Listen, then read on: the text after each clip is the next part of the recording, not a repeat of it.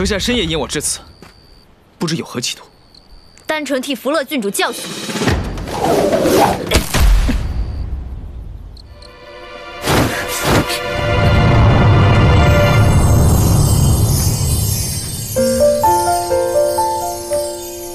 花花，是你？你没有资格问。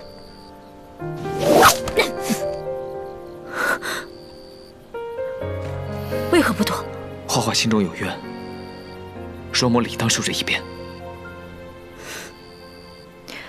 伯爷行事，为何总是独断独行？不愿与我商量？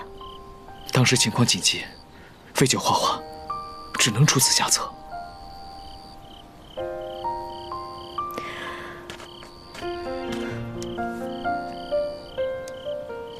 躲都不躲，真是个傻子。花花，你可是原谅我了？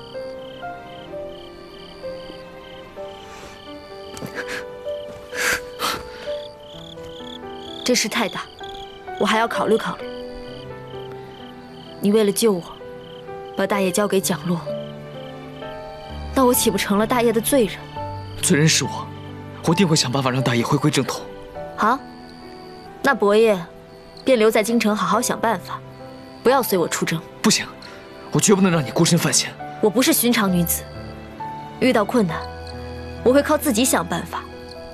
伯爷一而再、再而三地帮我，只会让我越来越觉得自己一无是处。蒋洛让你领兵出征，必然有诈。我若不跟随，实难放心。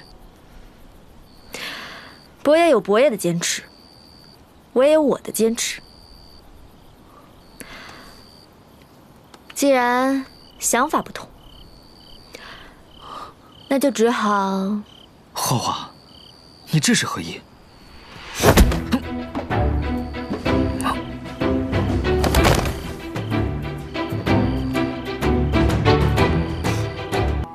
看来史大人是不想让容母去西州。受郡主所托，情非得已，请伯爷见谅。难道郡主此刻已整军待发？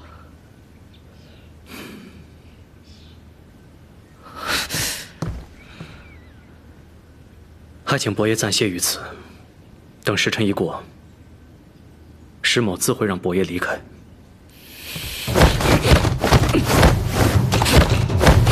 史大人，此番多风险，容某绝不能让花花一人前去。郡主就是知道有危险，才不让你涉险。同生死共患难，容某从未怕过。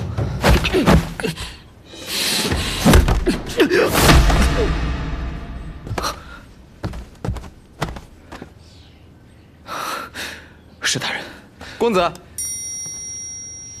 我还是稍后再来吧。